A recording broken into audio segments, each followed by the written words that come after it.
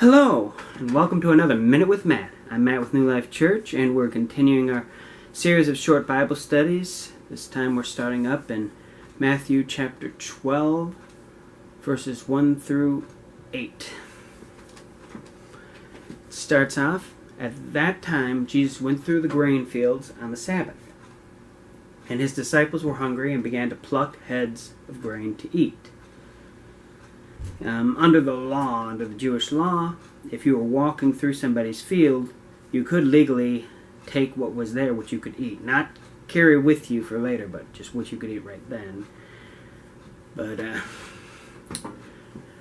so that was perfectly fine. But, this was on the Sabbath, where you're not supposed to work, and they did the work of breaking off an ear of corn and eat. So verse 2, and when the Pharisees saw it, they said to him, "Look, your disciples are doing what is not lawful on the Sabbath."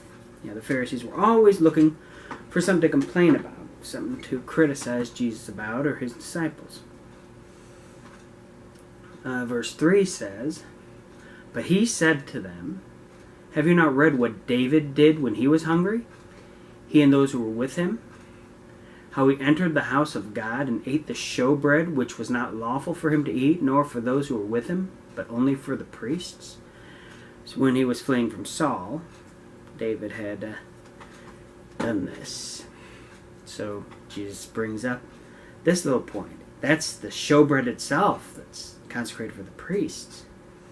Verse 5, "Or have you not read in the law that on the Sabbath the priests in the temple profane the Sabbath and are blameless?" Yes, obviously, the priests were working on the Sabbath, doing sacrifices and everything else that needed to be done. Jesus always loved to use simple logic to shut these people up. Verse 6, "Yet I say to you that in this place there is one greater than the temple." And he's, of course, referring to himself, the Messiah, God in the flesh.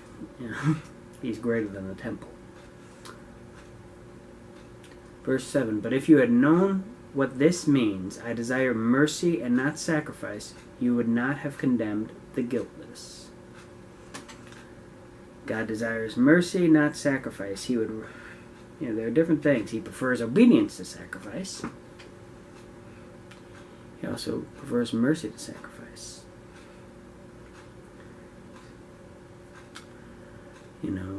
Sometimes we need to be merciful. In fact, that's in the Beatitudes, which was in a previous lesson. "Blessed are the merciful, for they shall obtain mercy." If you need mercy, like I need mercy, then you need to be merciful and not be looking for ways to condemn people, whether they're guilty or not. Verse 8, "For the Son of Man is Lord even of the Sabbath."